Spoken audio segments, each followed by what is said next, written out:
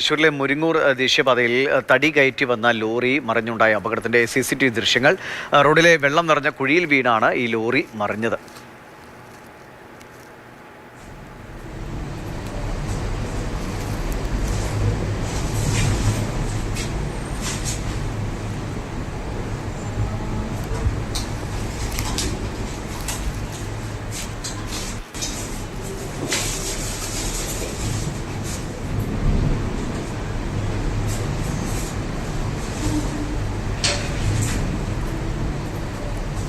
വിഷ്ണു പ്രകാശിന്റെ വിവരങ്ങളുമായി. വിഷ്ണു, ഇത് കൃത്യം എവിടെ വെച്ചാണ് ഈ അപകടം സംഭവിച്ചത്?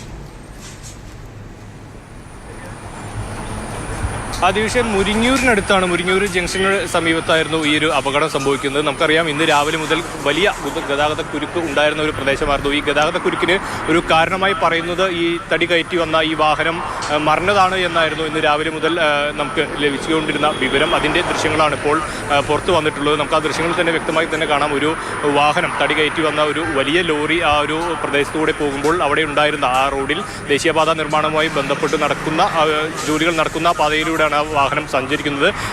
തുടർന്ന് ആ സമീപത്തുണ്ടായിരുന്ന ഒരു കുഴിയിൽ ആ വാഹനം അകപ്പെടുകയും തുടർന്ന് മറിയുകയുമായിരുന്നു ഉണ്ടായിരുന്നത്. ഇതായിരുന്നു ഇന്ന് രാവിലെ മുതൽ ഉണ്ടായിരുന്ന ആ ഒരു ഗതാഗത കുരുക്കിന് കാരണമായി പറയുന്നത്. പക്ഷേ ഇന്നലെ രാത്രി സംഭവിച്ചാണ്. നമുക്ക് ആ CCTV ദൃശ്യങ്ങളുടെ സമയം നോക്കിക്കഴിഞ്ഞാൽ 9 മണി എന്നൊരു സമയമാണ് കാണിക്കുന്നത്. ആ ഒരു സംഭവത്തിന് ശേഷം ഇന്നലെ രാത്രി മുതൽ ആരംഭിച്ച ഗതാഗത കുരുക്കായിരുന്നു ഇപ്പോൾ അല്പം മുൻപ് വരെ. കൃത്യമായി പറഞ്ഞാൽ ഒരു 4 മണിയോട് കൂടിയാണ് ആ ഗതാഗത കുരുക്ക് ഒരു വിധത്തിൽ ഇവിടെ പോലീസ് ഉദ്യോഗസ്ഥരും അടക്കമുള്ളവർ എത്തി അത് പരിഹരിക്കുന്ന ഒരു സാഹചര്യം ഉണ്ടായത്. നേരത്തെ മുതൽ ഈ പ്രദേശത്ത് ഗുരുതരമായിട്ടുള്ള ഗതാഗത കുരുക്കുകൾ നിരവധി തവണ അത് റിപ്പോർട്ട് ചെയ്തിട്ടുണ്ട്. കാരണം ദേശീയപാതയോടും അനുബന്ധിച്ചുള്ള ജോലികൾ നടക്കുന്നതിനാൽ തന്നെ ഇവിടുത്തെ സമീപത്തുള്ള സർവീസ് റോഡുകളും ഒന്നും അത് വേണ്ടവിധം തയ്യാറാക്കാതെയാണ് ഈ ദേശീയപാതയുടെ നിർമ്മാണ ജോലികൾ നടക്കുന്നത് എന്നൊരു ആക്ഷേപം ഇവിടെ നാട്ടുകാരും അതുപോലെ തന്നെ ഈ പരിസരവാസികളും എല്ലാവരും ഉന്നയിക്കുന്നുണ്ട്. അതിൻ്റെ ഒരു ഉത്തമ ഉദാഹരണമാണ് ഇപ്പോൾ കാണുന്നത്. ആ വാഹനം കുഴിയിൽപ്പെടുന്നതും കുഴിയിൽപ്പെട്ട് ആ വാഹനം മറിയുന്നതും ആ ദൃശ്യങ്ങളിൽ തന്നെ വ്യക്തമാണ്.